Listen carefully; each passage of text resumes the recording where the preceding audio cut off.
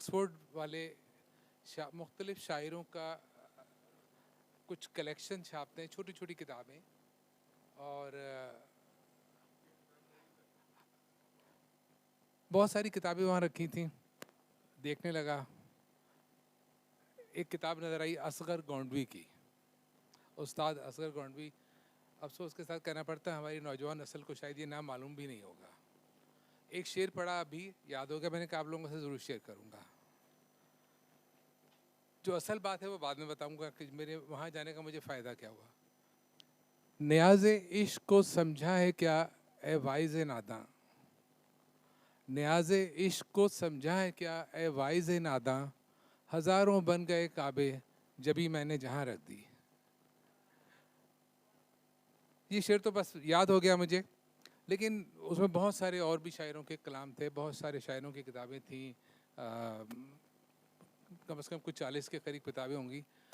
एक हर किताब पे तस्वीर भी बनी हुई थी, लेकिन एक किताब ऐसी थी उस पर कोई तस्वीर नहीं बनी हुई थी। वो मुझे बड़ी स्ट्राइक की, मैंने फ़ौरन उठा के देखी, ये कैसी किताब है। तो पता चला उस पर कोई नाम भी नहीं लिखा हुआ था, उस पर कुछ अल्फ़ाबेट्स लिखे हुए थे, लेटर्स थे, शीन दाल बे, आंसा शीन मा दाल बे। मतलब ये कि उस पूरे कलेक्शन में सिर्फ एक ही शायरा थी और उनका भी नाम लिखा हुआ नहीं था, वो अल्फ़ाबेट्स मेंशन कर दिए गए थे कि ये कोई शायर। तो मुझे बड़ी हैरत हुई कि जो क्लासिकल शायरों की इतनी सारी किताबें मौजूद हैं, उनमें सिर्फ एक ही शायरा थी उनमें से सिर्फ। अब हमारा आज का मौजू जो है वो है असर हाजिर की निसाई शायरी। लेकिन आज हमारे पास बहुत सारी शायराएँ मौजूद हैं जिनके नाम भी, जिनसे हम कलाम भी हो सकते हैं, और उनका तारुफ तो कराएंगी बीबी अमीना। मैं बीबी अमीना के बारे में सिर्फ ये बताऊंगा कि वो उर्दू की एक उस्ताद हैं, क्योंकि मैं बड़े फ़ख्र से अपना तारुफ कराता हूँ आज भी 35 साल के बाद भी कि मैं एक उस्ताद हूँ। मेरे लिए बड़ी एजाज़ की बात है। तो बीबी अमीना, इस स्टेज आपके हवाले। बहुत शुक्रिया। आवाज़ आ रही है आप लोगों तक? ठीक है। बिस्मिल्लाहिर्रहमानिर्रहीम, अस्सलाम वालेकुम। इस सेशन में आपको खुश आमदीद कहती हूँ। हमारे इस सेशन का उन्वान है असर हाजिर की निसाई शायरी। मैं खुशकिस्मत हूँ कि इस वक्त हमारे साथ पैनलिस्ट के तौर पर 3 शख्सियात मौजूद हैं जो किसी भी तारुफ की मोहताज नहीं। हमीदा शाहीन साहिबा, यास्मीन हमीद साहिबा और नासिरा ज़ुबैरी साहिबा। मैं इनसे मुल्तमिस हूँ कि वो स्टेज पर तशरीफ़ लाएँ और अपनी नशिस्तों पर तशरीफ़ फरमा हूँ।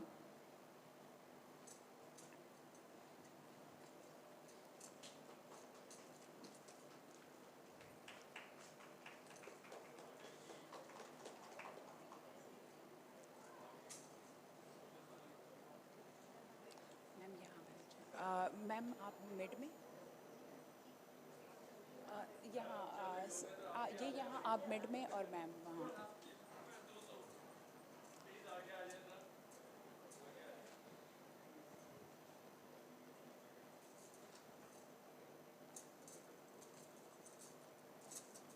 बहुत शुक्रिया। जैसा कि मैं पहले अर्ज़ कर चुकी हूँ कि ये ऐसी शख्सियात हैं हमारी उर्दू शायरी की जो किसी भी तारुफ़ की मोहताज नहीं, और वाक़यतन ये किसी भी तारुफ़ की मोहताज नहीं, लेकिन फिर भी मैं हाज़रीन गिरामी के लिए और KLF की रिवायत को बरकरार रखते हुए इनका तारुफ़ करवाना चाहूँगी। हमारे साथ इस वक्त मौजूद हैं यास्मीन हमीद साहिबा।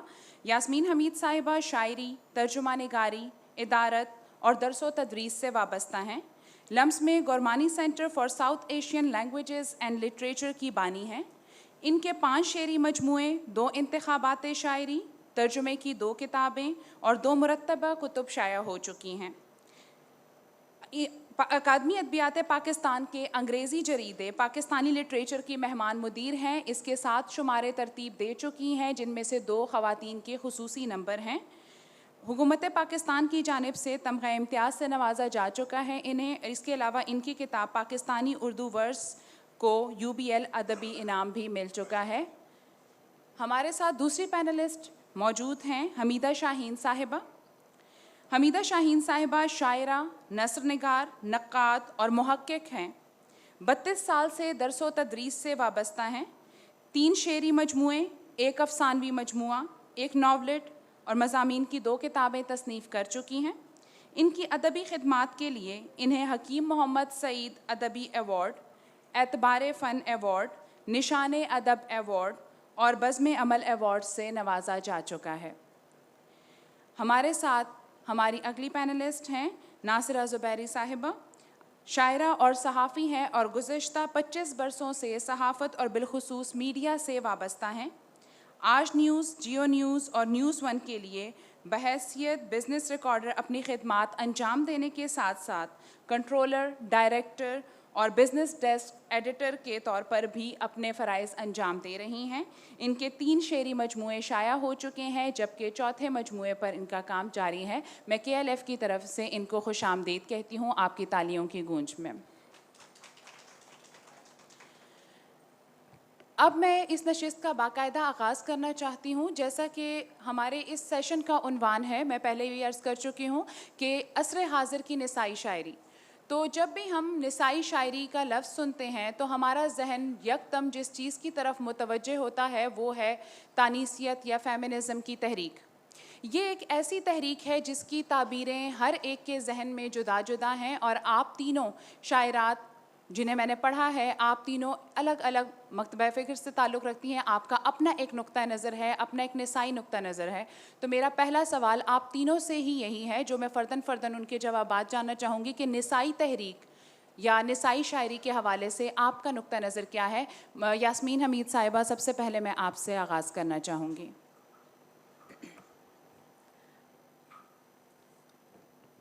अमीना, बहुत शुक्रिया। आज का मौजू निसाई शायरी, असर हाज़िर में निसाई शायरी। तो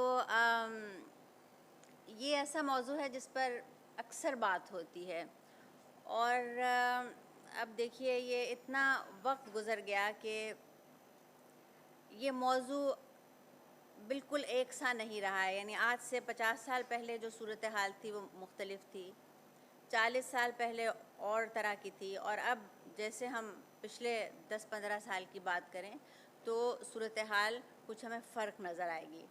इसका मौजू का तो ये मतलब है कि हम जो असर हाज़िर इस वक्त जो लोग लिख रहे हैं हम सिर्फ़ उनकी बात करें। लेकिन मैं थोड़ा सा ये जो लफ्ज़ निसाई है इसके बारे में मुझे मतलब कोई ऐसा एतराज़ तो नहीं है, लेकिन बहरहाल मुझे लगता है इसको ज़रा इसकी वजाहत करने की कोशिश करनी चाहिए। जब हम निसाई अदब कहते हैं तो 2 लफ्ज़ हैं, एक निसाई कहते हैं, दूसरा लफ्ज़ जो इस्तेमाल होता है वो तानीसी होता है। निसाई अदब खालिस यानी ख़वातीन की शायरी। जब मुझे यूँ महसूस होता है, हो सकता है सब इससे इत्तफ़ाक़ न करें, कि निसाई अदब या निसाई शऊर अगर कोई चीज़ है तो फिर मर्दाना शऊर और ये भी कोई चीज़ होनी चाहिए। क्योंकि ऐसा हम इस्तिलाहन तो नहीं कहते, लेकिन ग़ालिबन ऐसी कोई चीज़ होती है जिसको हमने कभी उसकी वजाहत करने की शायद कोशिश नहीं की।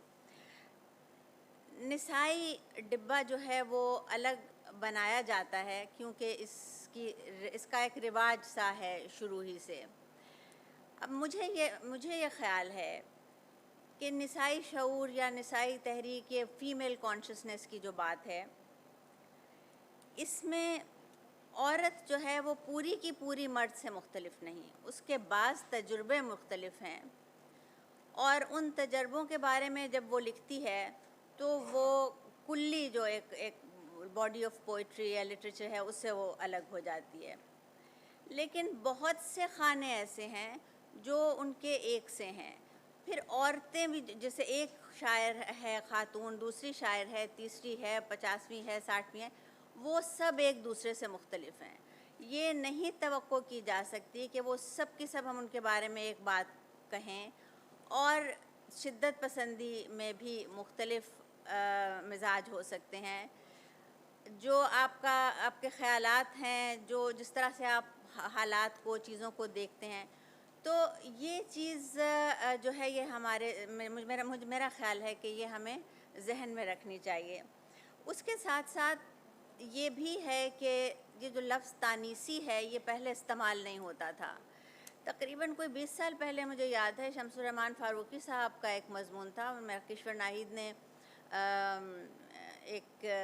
और मेरे ख्याल 7 आसिफ फ़रूखी भी थे, उन्होंने एक किताब मुरतब की थी ख़वातीन की, दुनिया भर की ख़वातीन की शायरी, उर्दू में तराजुम थे उसके जो बाहर की ज़बानें थीं और हमारे यहाँ की भी ख़वातीन की फ़िक्शन भी और शायरी भी उसमें शामिल थी। तो उसमें शमसुर रहमान साहब ने एक मजमून उन्होंने लिखा था जो शाया किया गया था। उसमें उन्होंने लिखा था और मेरा ख़्याल है ये बात अच्छी लगी कि एक चीज़ तय हुई कि हम फेमिनिस्ट पोइट्री जो है उसको हम निसाई शायरी नहीं कह सकते। उसके लिए उन्होंने ये लफ्ज़ वज़ा किया था तानीसी, और जब से उस वक्त से हम फेमिनिस्ट जो ये जो कॉन्सेप्ट है इसका फेमिनिस्ट का और फेमिनिन का, ये एक ख़ातून थी इलेन शोवाल्टर जो तानीसी तनकीद की तकरीबन पहली ख़ातून ही समझी जाती हैं, और उन्होंने ये 3 दर्जे वज़ा किए थे, फेमिनिन, फेमिनिस्ट और फीमेल। तो ये हमारे यहाँ इन 3 की हम बात नहीं करते और अब हम बहुत आगे निकल आए, ये पुरानी बात हो गई है। 40-50 साल से जो बात जो इसका आगाज़ हुआ था वो अब आहिस्ता आहिस्ता यानी कोई और दूसरा रुख इख्तियार कर गया है।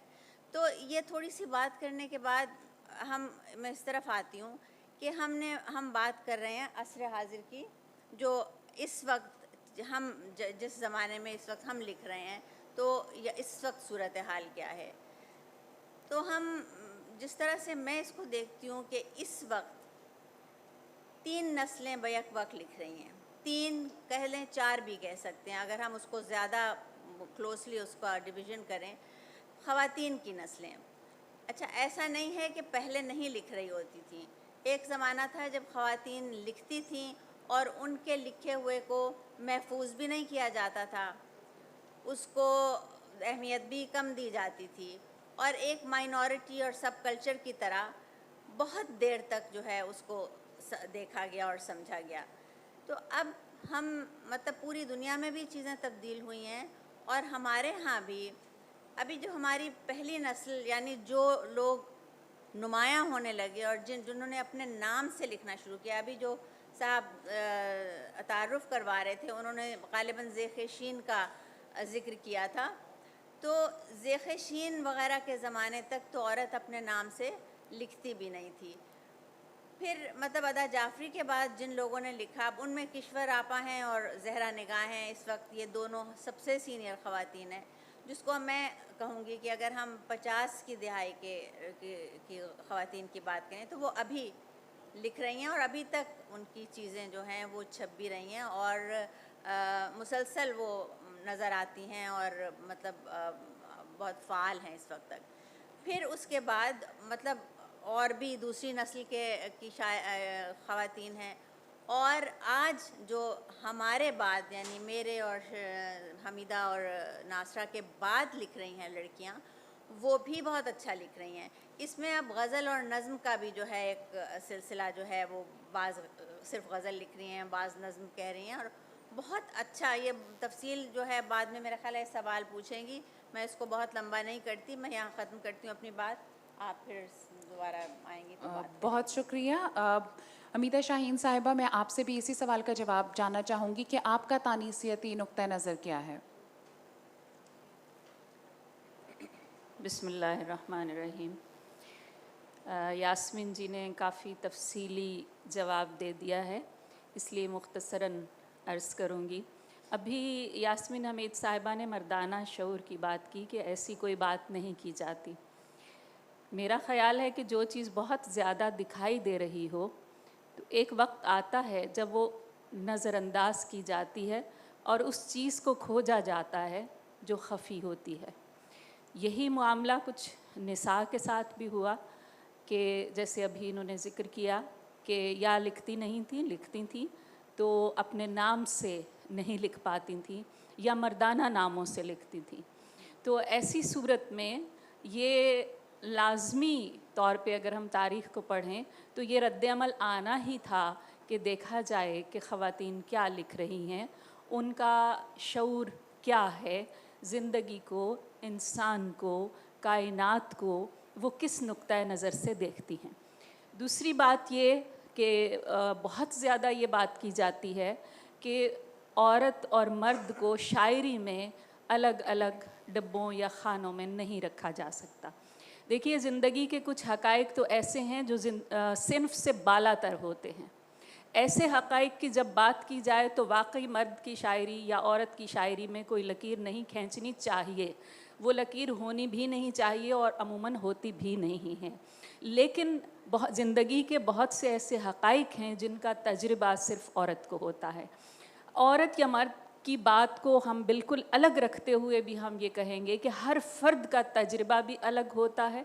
जो हमारी ख़ारजी ज़िंदगी से हक़ाइक़ हमारे अंदर दाखिल होते हैं, वो हमारी अपनी अंदरूनी कैफ़ियत को लेकर, हमारे ज़ाती तजुर्बात को लेकर, हमारी रूहानी जो सतह है उसको लेकर इज़हार की सूरत जब इख्तियार करते हैं, तो हर फ़र्द के अंदर मुश्तरक होते हुए भी कुछ ना कुछ अलग ज़रूर होता है।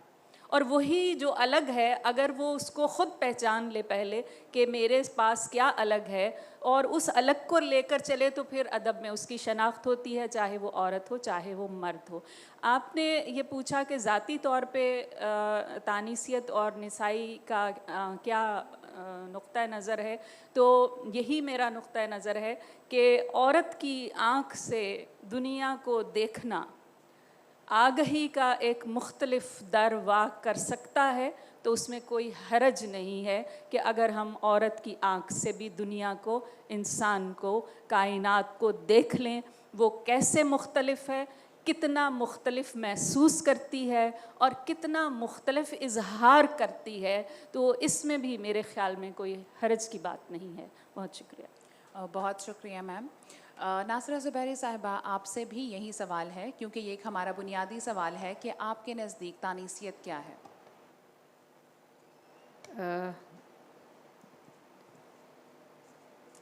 बहुत शुक्रिया बीबी, आपने आज के मौजू के हवाले से सवाल भी अच्छा किया है और तीनों को बराबर का मौका दिया है कि एक ही सवाल पे अपने अपने तजुर्बात की रोशनी में बात करें। जो बातें मुझसे बहुत अच्छी तरह से यास्मीन साहिबा ने और हमीदा साहिबा ने की हैं, वो मैं नहीं दोहराऊंगी। मैं अपने तजुर्बे की रोशनी में ये कहना चाहूँगी कि मैं ये समझती हूँ कि शायर और शायरा का में तो तफरीक होनी ही नहीं चाहिए। शायर शायर होता है और मैं ये समझती हूँ कि शायर या शायरा का जेंडर होता है, फ़न का नहीं होता। फ़नकार का जेंडर होता है, फ़न का नहीं होता। लेकिन अब सवाल फिर आ जाता है निसाई शायरी पे, तो उसमें मैं ये समझती हूँ और मेरा तजुर्बा भी यही है कि औरत जो कुछ सोचती है वो अपने हिसाब से अपने औरतपन का वजूद जो है उसका एहसास रखते हुए, उसके तजुर्बात से गुज़रते हुए बाज़ औक़ात मर्द से बहुत मुख्तलिफ़ तजुर्बा रखती है। लेकिन मेरा सवाल ये है कि इस तरह तो मर्द भी अपने तरीक़े से सोचता है, वो उसके जो तजुर्बात हैं वो औरत को नहीं हो सकते, या शायद ऐसा है कि कुछ दोनों को मुश्तरका तौर पे हो सकते हैं। तो शऊर ज़ात और शऊर कायनात के दरमियान जब हम देखते हैं तो शऊर ज़ात में तो औरत जो है वो अपने औरतपन का एहसास लेके अपने फ़न को जिला बख्शती है और ऐसे ऐसे मौज़ूआत लेके आती है जो उस पे गुज़रते हैं।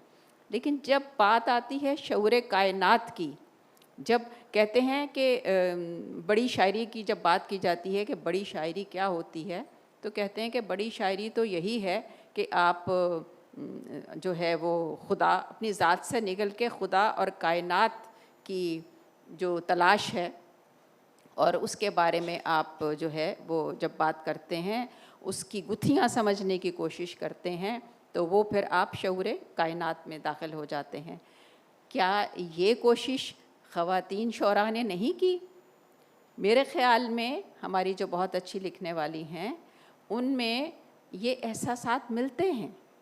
वो भी अपनी ज़ात से बाहर निकल के अच्छी, और जो हम कहते हैं अच्छी, तो खैर वो औरत की अपनी शायरी भी होती है, लेकिन ये कि अपनी ज़ात से निकल के जब शऊर बढ़ता है, शऊर कायनात की बात आती है, तो उसमें औरत ये बात करती है। मैंने ज़ाती ज़िंदगी के हवाले से ये देखा कि मुझे ज़ाती तौर पे तो एक कहना चाहिए कि घर की तरफ से भी और शादी के बाद भी बड़ी मुझे बहुत तावन हासिल रहा। तो मैं तो उस तरह से ये नहीं कहती कि औरत जो है वो मर्दों के ख़िलाफ़ इस तरह से निकले और ये बात करे कि सारे ही मर्द एक तरह से होते हैं। ये निसाई शायरी या निसाई अदब नहीं है।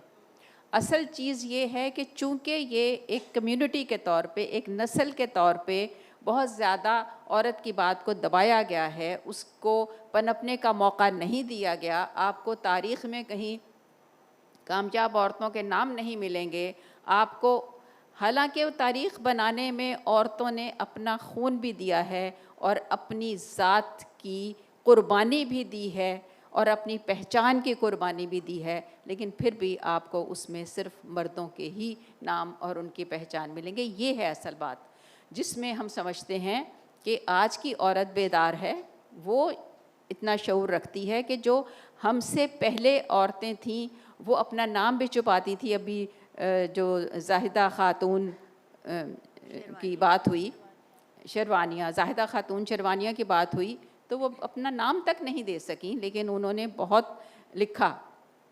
तो आज अल्लाह का शुक्र है कि हम इस मुआशरे में हैं कि हम अपने नाम के साथ, अपनी पहचान के साथ हम सामने आते हैं और बताते हैं कि ये हमारी तख्लीक है। तो हम यहाँ तक तो पहुँचे। तो अब ये है कि हमारे बाद लिखने वाले भी, जैसे ज़िक्र हुआ, तो नई लिखने वालियाँ भी बहुत अच्छा लिख रही हैं और उनको भी ये एहसास है कि हमने ये एक मुकम्मल मैराथन है। ये एक वही बात जो अभी पहले भी की गई कि ये कोई ज़नाना डब्बा नहीं है, ये कोई अलग होने की बात नहीं है, सेग्रीगेशन नहीं होनी चाहिए। हम एक दौड़ में जब शामिल हैं तो हमें वो मुकाबला जो है वो भी हमें उसी में ही करना है। तो आज की बच्चियां ये बात समझ रही हैं और समझ गई हैं बल्कि, और हमसे बहुत बेहतर तरीके से वो इसको समझती हैं और इस मुकाबले की दौड़ में शामिल हैं। बाकी ये है कि होना तो नहीं चाहिए, लेकिन यही कि जो औरत और मर्द के बीच में इस तरह फासला या एक शायर या शायरा या अदीब या अदीबा, तो ये इस फ़र्क को भी ख़त्म करने की ज़रूरत है, क्योंकि शायरी तो शायरी है। अब फ़न का कौन सी सिन्फ़ होती है कि वो हम उसको कहें कि ये निसाई शायरी है, ये गैर निसाई शायरी है, ये मर्दाना शायरी है। हमीदा जी ने बिल्कुल सही कहा कि मर्दों की बात इसलिए नहीं होती कि वो चूँकि एक सामने की चीज़ है और उनको वो प्रिविलेज हासिल है। लेकिन मैं एक सवाल मैं पूछती हूँ कि जब ये कहा जाता है कि हम माएँ, बहनें, बेटियाँ, तो रिश्तों में लपेट कर औरत को क्यों पेश किया जाता है? ये क्यों नहीं कहा जाता कि हम भाई, हम बाप, हम मर्द के साथ रिश्तों का जो है वो क्या कहना चाहिए, उसमें क्यों नहीं लपेटा जाता उनको, औरत को लपेटा जाता है? तो औरत जब अपनी नाम और अपनी पहचान के साथ सामने आए और अपनी बात करे और आगे बढ़ के वो बात करे जो मर्द भी करते हैं और उसमें अपना नाम बनाए, अपनी पहचान बनाए, उस दौड़ में शामिल हो, तो मेरा ख़्याल है वो उसी मुआशरे में हम कह सकेंगे कि इक्वालिटी है और बराबरी जो है वो है औरत और मर्द की। बहुत शुक्रिया। जब हम माशरे और अहद हाज़िर की बात करते हैं तो एक और सवाल जहन में आता है कि क्या शायरी सिर्फ़ ख्वाबो ख़याल और तख़य्युल का नाम है, या एक फ़नकार पर माशरे के हवाले से और अपने असर के हवाले से कोई ज़िम्मेदारी भी आयद होती है? तो हमीदा शाहीन साहिबा, इस हवाले से मैं आपसे जानना चाहूँगी कि निसाई शायरी के तनाज़ुर में इस सवाल का जवाब दीजिए कि हमारे फ़नकार पर असर हाज़िर के हवाले से कौन सी ज़िम्मेदारियाँ आयद होती? बहुत अच्छा सवाल है कि तख्लीक़कार पर क्या कोई ज़िम्मेदारी आयद होती है, आयद करनी चाहिए या नहीं करनी चाहिए? क्या वो सिर्फ़ अपने बातिन की आवाज़ पे अपना इजहार करता है? जितने तख्लीक़कार हैं वो सब जानते हैं कि इसमें बातिन की आवाज़ का कम से कम आगाज़ में तो बहुत ज़्यादा दखल होता है, लेकिन जैसे जैसे पुख्तगी आती है इजहार में तो वैसे वैसे उसके शऊर में भी इजाफ़ा होता है और ज़िम्मेदारी में भी इजाफ़ा होता है। तो निसाई शायरी के हवाले से मुझे 2-3 सिर्फ बातें करनी हैं ज़िम्मेदारी की, कि आज की शायरा पर इब्तदा में ही कुछ ज़िम्मेदारियाँ आयद हो गई हैं जो हमारी नई नस्ल की शायरात हैं। दरअसल हमारी जो ख़ारजी ज़िंदगी है जब वो बहुत तेज़ी से तब्दील होती है तो तख्लीकी जौहर को भी उतनी ही तेज़ी के साथ तब्दील होना पड़ता है और होना चाहिए। इस वक्त ज़माने में जितनी तेज़ी के साथ तब्दीलियाँ आ रही हैं तो आज की जो नई शायरा है उसे भी अपने अहद के तग़य्युरात को पहचानना पड़ेगा, वरना वो इस ज़माने का साथ नहीं दे पाएगी। जैसे आपने तख़य्युल और ख्वाब की बात की, तो ऐसा नहीं है कि वही पुराने इस्तिआरे 1 सदी पहले के इस्तिआरे आज की शायरा भी इस्तेमाल करेगी तो वो रेलिवेंट नहीं रहेगी अपने अहद के साथ। तो उसकी पहली ज़िम्मेदारी ये है कि वो आज के अहद को पहचाने, क्योंकि अहद निसा भी साथ साथ तब्दील हो रहा है। तो जो निसाई शऊर है, जो निसाई दानिश है, उसको भी उसके साथ साथ चलना पड़ेगा। ये उसकी पहली ज़िम्मेदारी है जो आज की शायरा है। उसके साथ साथ एक और बात भी मैं करना चाहूँगी कि सिर्फ़ ये नहीं कि वो अपने अहद को ही पहचाने और उसी को लेकर चले, बल्कि उसे अपनी रिवायत का इल्म इस तरह से होना चाहिए कि उसका मुतालिया मुकम्मल हो। ये बात मैं इसलिए कर रही हूँ कि आज की नस्ल में ये बात रिवाज पा रही है कि अगर हम, शायद पहले भी थी, कि अगर हम बहुत ज़्यादा मुतालिया करते हैं तो उस मुतालिया के असरात से बचना मुश्किल हो जाता है और शायद कोई इनफिरादी रास्ता इख्तियार करना आसान नहीं रहता। ऐसी बात नहीं है। रिवायत का इल्म लाजमी तौर पे होना चाहिए। वो तमाम शायरात जिन्होंने, अगर अदा जाफरी साहिबा, फहमीदा रियाज साहिबा, ज़हरा निगाह, किश्वर नाहिद, सारा शगुफ्ता, नसरीन अंजुम भट्टी, समीना राजा और बहुत से दीगर नाम हैं, उनकी शायरी को पढ़ें और उसके बाद सोचें कि इसके आगे क्या है। ये उनकी ज़िम्मेदारी है, मैं समझती हूँ, कि उस रिवायत को, उस तहज़ीबी तसलसल को आगे लेकर जाना उनकी ज़िम्मेदारी है और अपने अहद तक लाना और रेलिवेंट करना अपने अहद के साथ, ये उनकी पहली ज़िम्मेदारी है। दूसरी एक और ज़िम्मेदारी भी है। उस ज़िम्मेदारी से पहले उसकी वजह बता दूं कि आज की औरत के दाखिल को एक बहुत वसी खारिज का सामना है। इंफॉर्मेशन टेक्नोलॉजी ने यकायक उस पर पूरी दुनिया के दरवाज़े खोल दिए हैं। इन दरवाज़ों के खुलने से ये हुआ है कि हर कुएं के मेंढक उछल उछल कर बाहर आए और हर तरफ टर्राने लगे। तख्लीकी तौर पर भी यही हाल हुआ कि मैं उसे एक जुमले में कहूँगी कि तख्लीकी नफ्सा नफसी का दौर आ गया सोशल मीडिया के ज़रिए। तो आज की जो नई शायरा है उसका दूसरा फ़र्ज़ ये भी है कि जिस तरह वो आज अपने अहद के तग़य्युरात को समझे, वो अपने अहद की मानवियत को भी समझने की कोशिश करे। और मैं ये समझती हूँ कि आज से पहले औरत को अपनी ज़िंदगी की तलाश थी, आज की औरत को अपनी उस ज़िंदगी के वक़ार की तलाश है। उसे उस वक़ार को कायम भी रखना है और उसे कायम रखने का कोई कुलिया भी वज़ा करना है। और ये कोई ऐसी बात नहीं है जो आज से पहले तख्लीक़कारों ने नहीं की। हमेशा ये ज़िंदगी के वक़ार का कुलिया जो है वज़ा हमेशा तख्लीकी अज़हान ने किया है। और आज की जो हमारी नई नस्ल है उसको भी अपनी तख्लीक़ात में शऊरी तौर पे, लाशऊरी तौर पे, शऊरी तौर पे मैं इसलिए कहूँगी कि जब वो मुतालिया करेंगे तो उसमें शऊर शामिल होगा, वो दानिस्ता मुतालिया करेंगे। जब वो तग़य्युरात का मुतालिया करेंगे तो वो शऊरी मुतालिया होगा। लेकिन जब वो उनके बातिन का हिस्सा बनेगा तो फिर गैर शऊरी तौर पर वो उनके इजहार का हिस्सा भी बन जाएगा। मेरा ख़्याल है कि ये दो ज़िम्मेदारियाँ आज के निसाई इदराक पर लाजमी तौर पे आयद होती हैं। बहुत शुक्रिया। बहुत शुक्रिया। जब हम इजहार की बात करते हैं तो ज़ाहिर है वो अल्फाज के बग़ैर मुमकिन नहीं है। तो यास्मीन हमीद साहिबा, मैं आपसे ये जानना चाहूँगी कि हमारे असर हाज़िर की अगर हम निसाई शायरी देखें तो उसमें लफ्ज़ियात के हवाले से हमारी शायरात की उर्दू ज़बान को क्या देन है, उन्होंने क्या इजाफ़े किए हैं इसमें, और उन्होंने बिलखुसूस आपकी शायरी के हवाले से भी मैं जानना चाहूँगी कि लफ्ज़ियात के सिलसिले में हमारी शायरात का क्या कंट्रीब्यूशन है, उनका क्या हिस्सा है उर्दू अदब के लिए। अमीना, एक बात इस बात से जुड़ी हुई है, वो ये है कि क्या ख़वातीन की रिवायत मर्दों की रिवायत से अलग है?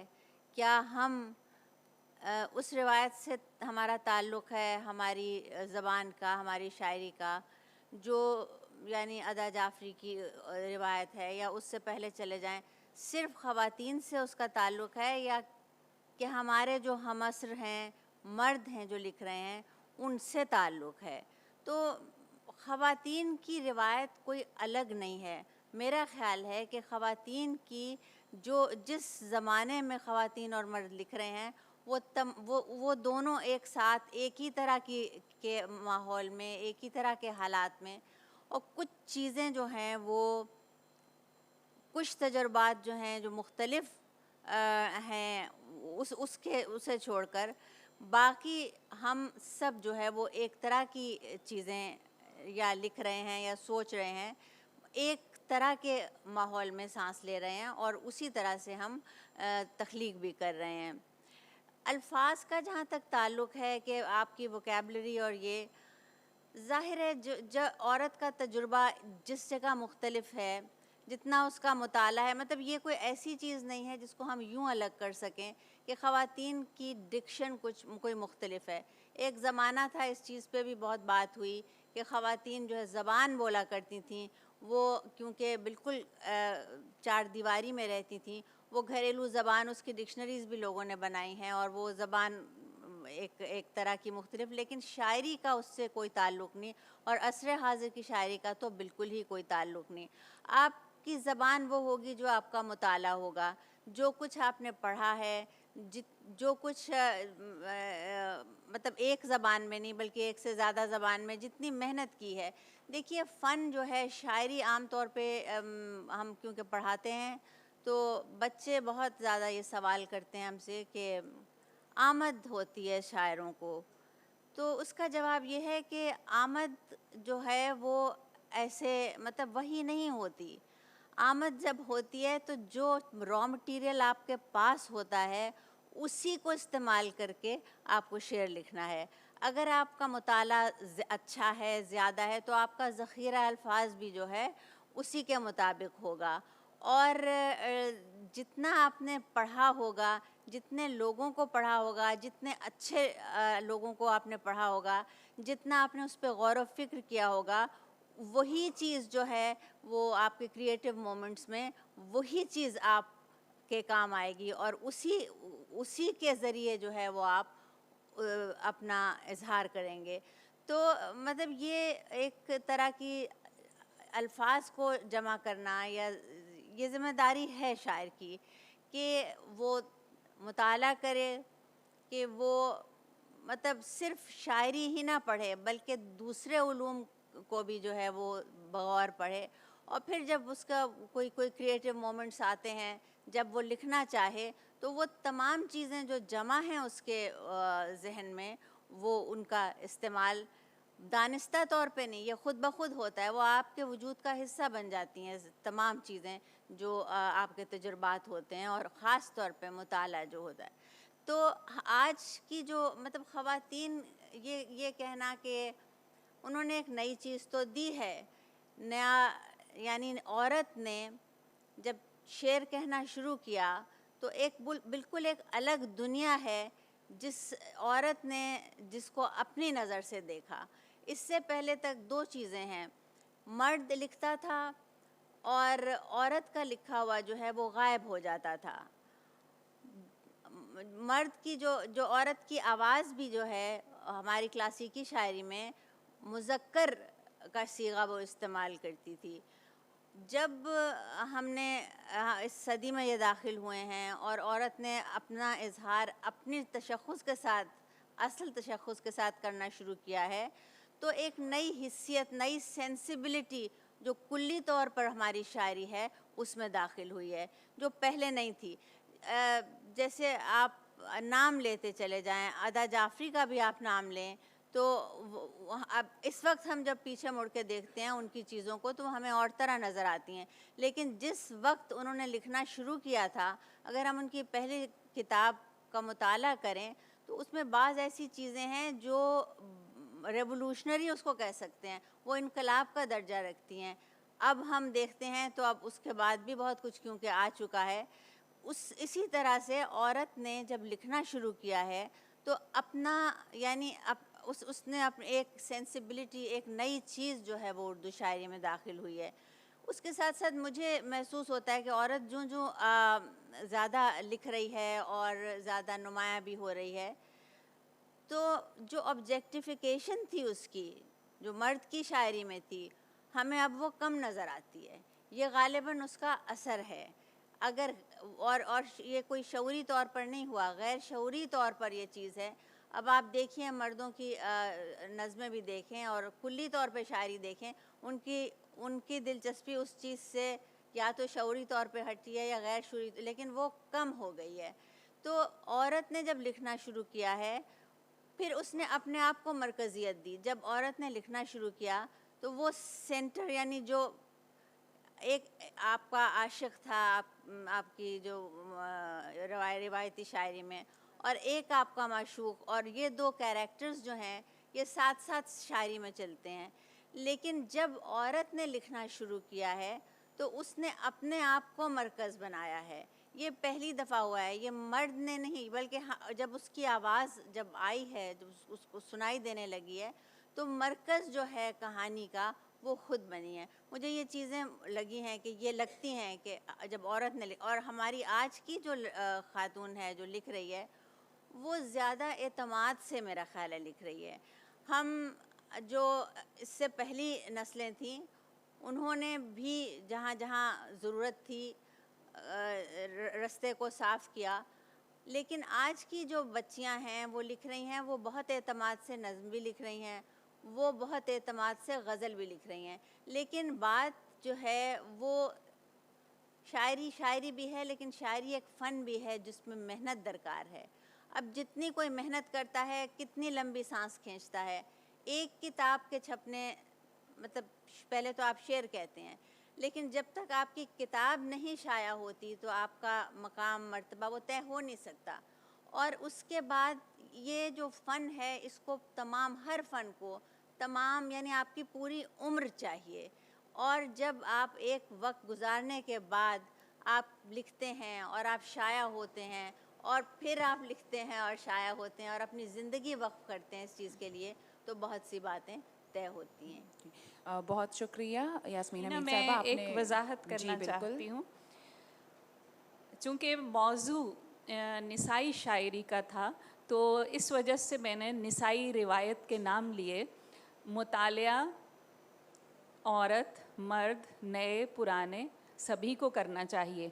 जो हमारे नए लिखने वाले मर्द लड़के सुन रहे हों इस गुफ्तगू को, तो मुतालिया तो सभी को करना चाहिए और रिवायत का इल्म भी सभी को होना चाहिए। मैंने निसाई रिवायत के नाम सिर्फ़ इसलिए गिनवाए कि चूँकि मौजू हमारा आज का निसाई शायरी है।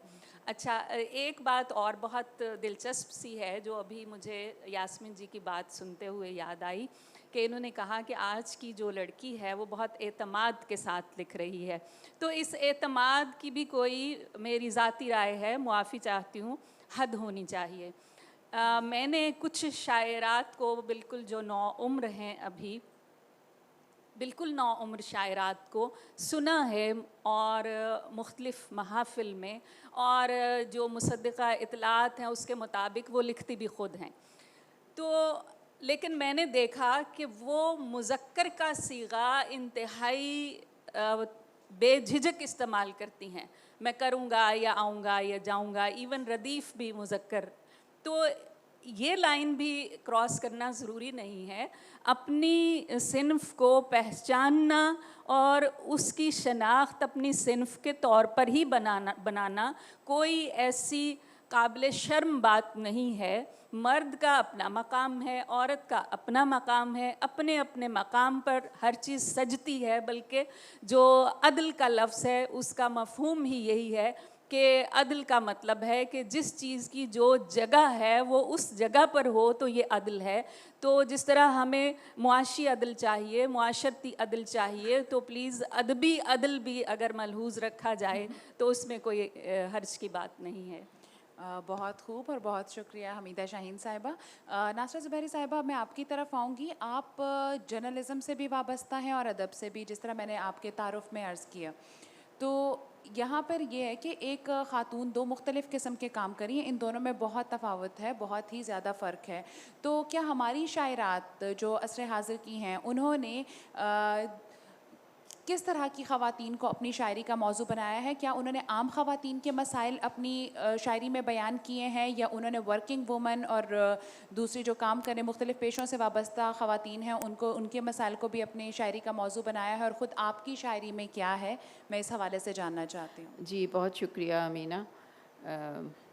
अच्छा सवाल है, क्योंकि जो जिस जगह जो काम कर रहा होगा, जो उसका पस मंज़र होगा, जो उसने सीखा होगा, उस जिस रास्ते पे चल के वो आया होगा या आई होगी, और अभी जैसे बात हो रही थी कि जो मुतालिया उसने किया होगा, साइकोलॉजी के हिसाब से भी वही सब कुछ हमारे लाशऊर या तहतुल शऊर में जमा रहता है। और जब हम लिखते हैं तो वही चीज़ें हम जो है अपने हिसाब से उसको आगे बढ़ा रहे होते हैं, और वही लफ्ज़ जो हमने पढ़े या हमने सुने। अभी जब यास्मीन साहिबा बात कर रही थी तो मैं इनकी बातों के सहर में खो गई, और मुझे एक ख़याल आ रहा था कि गालिब ने कहा था कि आते हैं गैब से ये मज़ामी ख़याल में। तो उसमें तो क्या ऐसा था कि वो बने बनाए गैब से गालिब के ऊपर चीज़ें उतरती थीं? ऐसा तो नहीं था। तो गैब किसको कहा है गालिब ने? तो इस पे मैंने बहुत सोचा, जो मेरी थोड़ी सी अक्ल है उसके हिसाब से। तो मुझे यही लगा कि जो कुछ आपके लाशऊर में जमा होता है वही गैब है, फिर उसको आप शऊरी कोशिश से सामने लेके आते हैं। आपका सवाल जो है कि मेरा ताल्लुक़ चूँकि मीडिया से, जर्नलिज़म से रहा है, तो न्यूज़ में रहते हुए, और न्यूज़ तो आपको पता है कि किस तरह की हैं, तो उसमें रहते हुए आप क्या सोच सकते हैं? उसमें रहते हुए तो आपको ज़्यादातर तो वायलेंस ही आगे पीछे नज़र आ रहा होता है। लेकिन बात फिर वही है कि आपकी अपनी ज़ात जो है उसमें आपका एहसास किस दर्जे का है, आप क्या कहना चाहते हैं, आपको किस वक्त कौन सी बात इंस्पायर कर रही है, आप किस मौजू को ज़्यादा समझते हैं कि इसकी तरजीह होनी चाहिए, तो उसके हिसाब से फिर आप चलते हैं अपने मौज़ूआत को लेके। हाँ, ये मैं ज़रूर समझती हूँ कि जब एक तो औरतपन की बात जैसे हमने की, और उसमें तो कोई शक ही नहीं है निसाई शायरी की अहमियत पे, लेकिन जब उसके बाद हम एक मुआशरे के फ़र्द की हैसियत से आगे बढ़ते हैं और उस तरह सोचते हैं जिस तरह एक फ़र्द को सोचना चाहिए, तो फिर हम पे सिर्फ़ एक ज़ाती ज़िंदगी की नहीं बल्कि मुआशरे के फ़र्द की हैसियत से भी ज़िम्मेदारियाँ आयद होती हैं। फिर हमने वो बात भी करनी है जो मर्दों के साथ या हमारे मर्द अदीब और शायरों के साथ हमारे साझे मौज़ूआत हैं, जिसमें इंसानियत का दर्द भी है, जिसमें हमें ये भी देखना है कि हमारे हम वतनों पे क्या बीत रही है, उनका दर्द भी देखना है। फिर हमने जो तबक़ाती कशमकश है, फिर जो एक बैनुल-अक़वामी इस्टेब्लिशमेंट है दुनिया में जिसने जो हमारे जैसे ममालिक हैं उनको जकड़ा हुआ है, फिर इस तरह से आजकल तो IMF का वफ़द भी आया हुआ है और अभी साइन होना बाकी हैं, तो ज़ाहिर है सभी लोग उसके बारे में भी जानते हैं। फिर इसके साथ साथ हमारे इलाक़ाई मसाइल क्या हैं, हमारे ये सिर्फ़ यही नहीं कि हमने अपनी उसकी चार दीवारी के अंदर, वहाँ से तो हम अपनी ज़िम्मेदारियाँ पूरी करते हैं। हम तीनों आपके सामने मिसाल मौजूद है कि हम ना सिर्फ ये कि अपने अपने अपने घरों में अपनी ज़िम्मेदारियां निभाते हुए अपने बच्चों के शौहर के साथ सब काम काज जो हैं वो निपटाते हुए उसके और अपनी अपनी जो हमारा प्रोफेशन है जो उसको भी निभाते हुए फिर उसके बाद हम ये अपना लिखने लिखाने का काम करते हैं। तो कैसे हो सकता है कि वो सारे मौज़ूआत हमारी शायरी में नहीं आए जो कि हम देखते हैं, जो हमारे आसपास होते हैं, तो हम उन सब पे कलम उठाते हैं और उठाना भी चाहिए। अब ये है कि हर एक का तजुर्बा मुख्तलिफ होता है, हर एक का सोचने का अंदाज़ मुख्तलिफ होता है, तो वो फिर अपने अंदाज से जो उसका अपना मुतालिया है उन अल्फाज को इस्तेमाल करते हुए और अपने फिर मौजू से इंसाफ करने की कोशिश करता है या करती है। तो वही हम सब करते हैं और मेरा भी यही है। और मैं ये समझती हूँ कि जितना ज़्यादा, क्योंकि निसाई शायरी की जब हम बात करते हैं तो हमसे पहले जो शायरात थीं उन्होंने हमारे रास्ते के बहुत सारे कांटे जो हैं वो साफ़ कर दिए। अगर हम अदा जाफ़री से भी शुरू करें तो उससे पहले अदा जाफ़री और उसके बाद जो हम देखते हैं तो फ़हमीदा रियाज़ और किश्वर आपा जिनका भी यहाँ पे हो रहा था, जिनकी तकरीब थी, इन्होंने बहुत बांगे दोहल और बुलंद आवाज़ से इन्होंने अपनी आवाज़ उठाई और हमारे लिए उन्होंने वो बातें भी कहीं जो कि उस वक्त औरत के लिए बहुत मुश्किल था कहना, लेकिन हमारा काम बहुत आसान किया, क्योंकि उसके बाद हमारे लिए रास्ते खुले और हमने जो अपनी बात कहना चाहिए बड़े ही हमने आसानी से कह दी। मेरे सामने इस वक्त दो बड़ी शायरात बैठी हुई हैं, तनवीर अंजुम साहिबा, अज़रा अब्बास साहिबा, और मुझे कहने दीजिए कि इनके तजुर्बात से, इनके लिखे हुए से भी हमें बहुत इंस्पिरेशन मिलती है। हम पढ़ते हैं और हम ये सोचते हैं कि अच्छा ऐसा भी लिखा जा सकता है। तो मेरा इन दोनों को सलाम। और इसके साथ साथ मैं ये भी देख रही हूँ गो के हाज़रीन कम है, लेकिन हमारी नई नस्ल की लिखने वाली डॉक्टर हिना अंबरीन बैठी हुई हैं, बहुत प्यारा लिखती हैं, बहुत प्यारा बोलती हैं। तो मुझे बहुत खुशी होती है कि हमारे बाद भी लिखने वाले जो हैं हम नस्ल जो है वो आ रही है और अच्छा लिख रही है। तो अमीना जी, हम वही लिखते हैं जो हमारे इर्द गिर्द हो रहा होता है, जो हम पढ़ते हैं, जो हम देखते हैं, जो हम इवन मैं तो ये कहती हूँ कि किताब पढ़ने के साथ साथ जो हम फिल्म देखते हैं, तो वो जो स्क्रिप्ट होता है ना, वो भी तो उसमें से भी तो बाज़ औक़ात हमें ऐसी ऐसी चीज़ें मिलती हैं कि अच्छा ये भी जुमला बन सकता है, ये भी ऐसा हो सकता है। तो आप गीत सुनते हैं, बाज़ औक़ात गीतों में आपको बड़ी खूबसूरत चीज़ें मिल जाती हैं। तो ये सब चीज़ें जो हैं ये हमें मजबूर करती हैं कि हम हर उस मौजू पे कलम उठाएं जिस पे कोई भी मर्द कलम उठा सकता है। हम हर उस मौजू पे बात करें जो कि किसी भी मुल्क के किसी भी दानिश्वर जो है उसका मौजू हो सकता है। हम सब ये कोशिश करते हैं, शऊरी कोशिश भी करते हैं कि हम ये इन सब मौजूआत के साथ इंसाफ भी करें और अपनी जो इस वक्त हमारी वो नस्ल जो हमें सुनती है, हमें पढ़ती है, हम उनके लिए कुछ छोड़ कर जाएं। मुझे इजाज़त देंगी? जी, छोटी मैम। सी बात करें।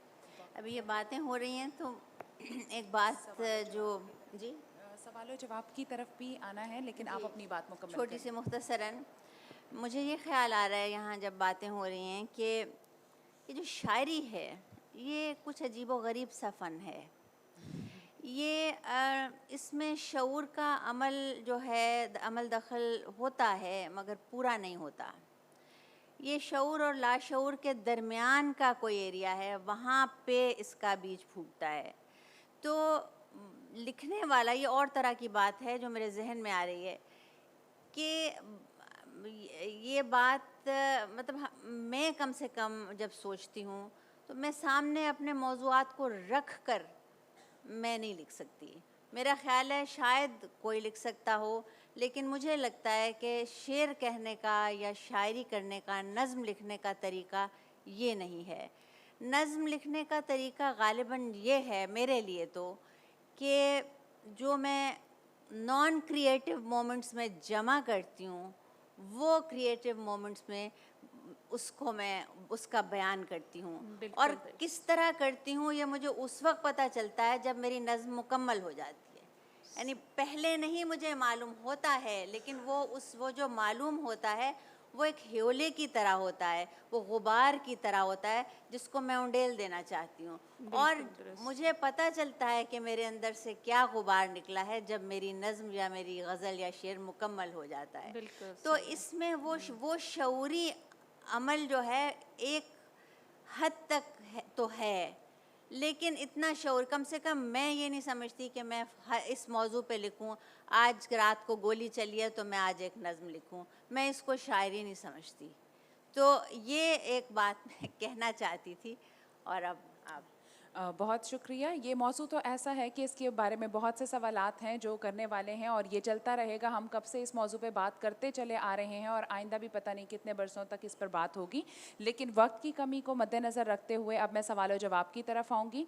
अगर ऑडियंस में से किसी का कोई सवाल है हमारी तीनों शायरात में से, हमारे पैनलिस्ट में से किसी के लिए, तो आप अपने सवाल कर सकते हैं। मैं ये बताती चलूँ कि वक्त को देखते हुए हम 2 या 3 सवालात ले सकेंगे। प्लीज़ इनको माइक दीजिए।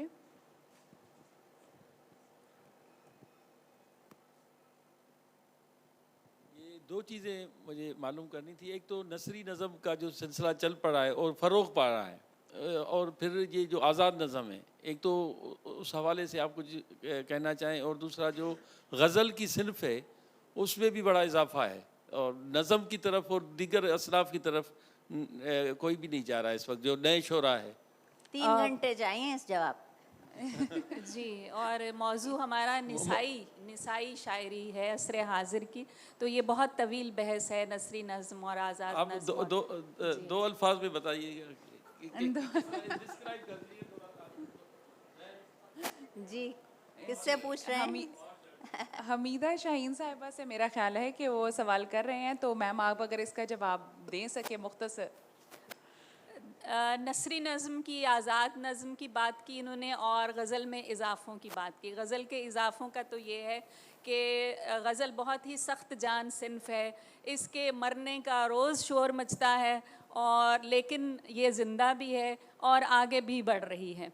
और यही आलम नज़म का है कि नज़म ने अपनी बहुत सी हैत तब्दील की है, और नसरी नज़म के पड़ाव पे बहुत ज़्यादा शोर मचा, लेकिन आज उसको कबूल किया जा चुका है और अब ये बहस वाला मामला रहा नहीं है, क्योंकि नज़म वो सिनफ है जिसमें हम वो कुछ कहते हैं जो हम गज़ल में नहीं कह सकते, हमें उसका दामन तंग महसूस होता है। और जब आज़ाद या मुअर्रा नज़म भी उस चीज़ को नहीं समेट सकी जो वसी तर शऊर आज के इंसान को दे रहा है, तो वो नसरी नज़म के रूप में आई। और नासरा जी, माजरत के साथ एक बात कि निसाई तासुब को बालातर रखते हुए मैं ये अर्ज़ करूँगी कि यहाँ अफ़ज़ाल अहमद सैयद साहब भी मौजूद हैं, अनवर हसन राय साहब भी मौजूद हैं, और सिर्फ़ एक जुमला कहना चाहूँगी कि एक घर में रहते हुए, एक किस्म के तजर्बात से गुज़रते हुए भी इन चारों की शेरी कायनात जो है वो मुख्तलिफ़ होती है। इसी से अंदाज़ा लगा लीजिए कि जो बात मैंने की थी कि निसाई तजर्बात अलग होते हैं, इसी तरह निसाई कायनात भी थोड़ी सी मुख्तलिफ हो जाती है। अच्छा, मैंने इनके नाम इसलिए नहीं लिए क्योंकि मौजू निसाई शायरी है। निसाई शायरी था जी, बिल्कुल। बहुत खूब हमीदा शाहीन साहिबा, आपने इतनी तवील बहस को जिस पर कई दिन सर्फ किए जा सकते हैं, आपने चंद जुमलों में समेटा। अगर किसी और का कोई सवाल है तो जी प्लीज़ माइक दे दें। जी, और प्लीज़ आप साथ ये भी बताएं कि आपका सवाल किन से है, यानी आप किन से जवाब चाहते हैं। मैं जनरल सबसे ही तीनों जो भी जवाब दे सकें। ठीक मैं है। असल में चाह रहा ये था कि कुछ मेरी तमाम कम इल्मी और कज फहमी के बावजूद जो फ़र्क आया है 100 साल की निसाई शायरी में, असर हाजिर में वो कहाँ तक पहुँची, मौज़ूआत के एतबार से और ज़ुबानों और अल्फाज के एतबार से, शायद उस पर मैं शायद नहीं पाया, तशफ़ी तो जवाब नहीं मिला। दूसरी बात ये है कि आपने ख़ुद ये इतराफ़ किया, और मैं इस बात से एग्री करता हूँ, कि पहले आपकी शायरी यानी निसाई शायरी जिसको हम कहते हैं वो सेल्फ सेंट्रिक रही, और फिर निकल के एकदम, जैसे कि एक दरमियान में बात हुई थी कि वो उसके दाखिल के सामने एक बहुत बड़ी खारजी दुनिया आ खड़ी हुई और वो खारजी दुनिया की कायनाती शायरी पर आ गए। लेकिन इस सारे किस्से में मर्द गुम हो गया, मतलब निसाई शायरी में हमें मर्द कहीं नहीं मिलता। सो मेरा ये बड़ा एक शिकायत तो नहीं है, लेकिन एक ऑब्जर्वेशन है कि जिस तरह के मर्दों ने अलग करके अपने आप को ख़ास तौर पे गज़ल में उसने निसाई शायरी यानी ख़वातीन के एतबार से बहुत कुछ लिखा, वो हमें निसाई शायरी में मर्दों के लिए लिखा हुआ नज़र नहीं आता। परवीन शाकिर को पढ़ लीजिए।